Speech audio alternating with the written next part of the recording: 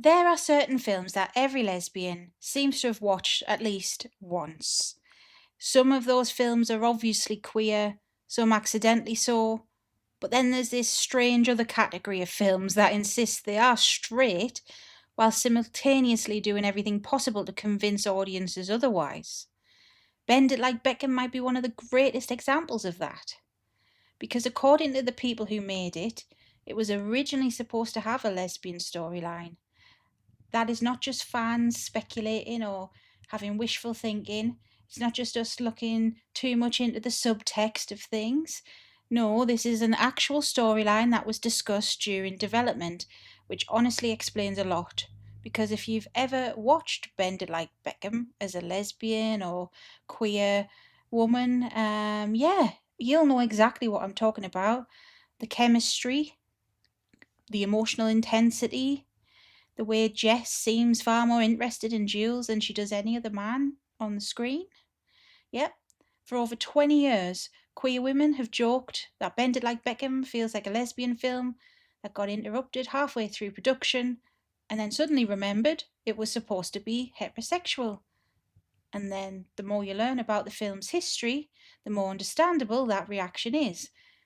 Because while Jess and Jules never officially became a couple, the possibility was there. Somehow that possibility transformed the film into one of the most beloved accidental Sapphic classics of the early 2000s.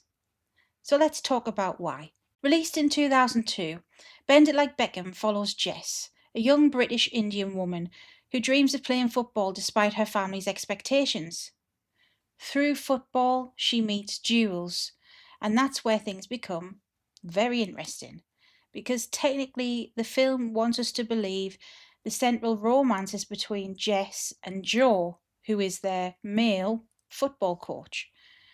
And when you actually watch the movie, though, that's not where the emotional energy is. The emotional centre of the story is Jess and Jules, and the relationship we spend the most time with is them. And that relationship changes both the characters the most, and it's their connection that the audience becomes the most invested in. And this is one of the reasons why so many queer women connected with the film. The romance with Joe still exists, but it feels secondary. The real love story is happening elsewhere. Years after the film's release, director and co writer Gurinder Chadha revealed something fascinating. Early versions of the story explored the possibility that Jess and Jules would actually develop romantic feelings for each other. The idea wasn't completely random either, it was embedded into the film's DNA. Throughout the movie, other characters repeatedly assume Jess and Jules are actually together. Jules's mother even becomes convinced that they're secretly dating, and there are jokes about them being lesbians, and the possibility of that keeps appearing throughout the movie. Most films won't repeatedly bring something like that up unless the idea was serving a purpose, because originally it was.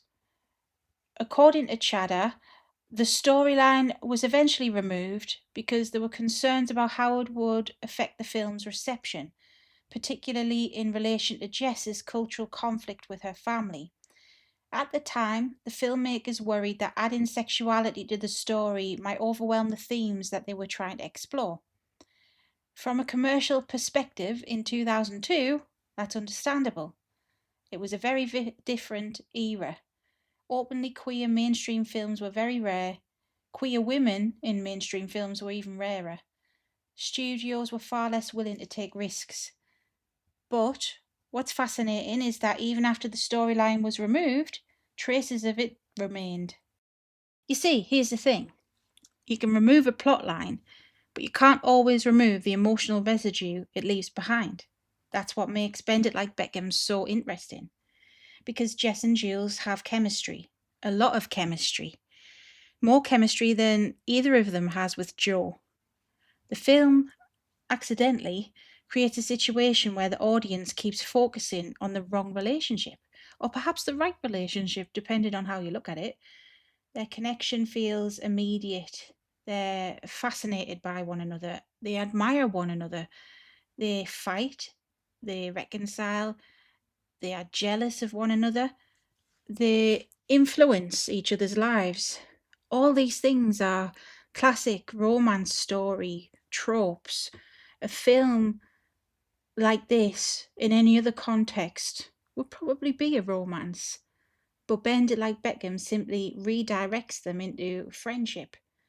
However, audiences still recognise the structure, and that's why so many viewers have spent years asking the same question. Are we sure these two aren't in love? One of the more interesting things about queer media history is that queer audiences often adopt stories long before creators officially acknowledge them.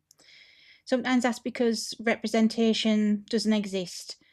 Sometimes it's because queer viewers are simply seeing something everyone else misses. When it comes to Bend It Like Beckham, it arrived at a time when lesbian representation was still incredibly limited. Many queer women of the generation grew up looking for themselves in the subtext, whether it was in friendships, in stories where nobody ever explicitly said the word lesbian.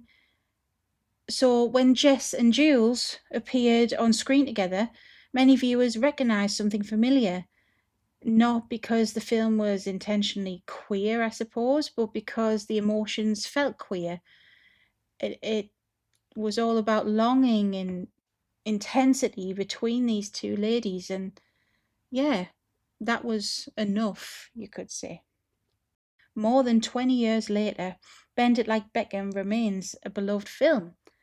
And it isn't because it's an obvious lesbian love story, but because, well, it almost was, right? The possibility lingers over every scene in it and every interaction between Jess and Jules. It's one of those rare films where audiences can almost see an alternative version existing just beneath the surface.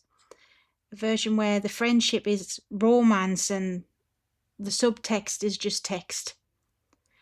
That version could have become one of the most important lesbian films of a generation.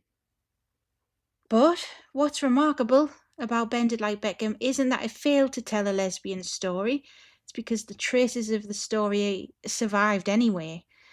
There was still chemistry there. It still survived in the performances of the actresses, and it was still the emotional heart of the film. And that is why queer women continue to love it.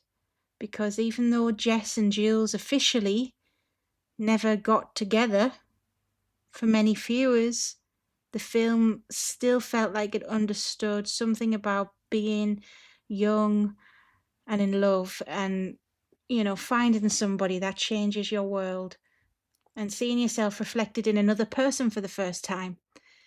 And that'll be why Bend It Like Beckham has endured as a Sapphic classic.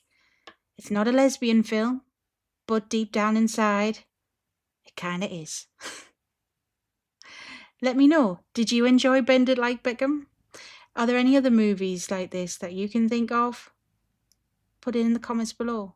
Thanks for listening, thanks for watching. If you made it this far, hit subscribe, hit the bell, hit like, all that stuff. It helps the channel grow, and I appreciate it.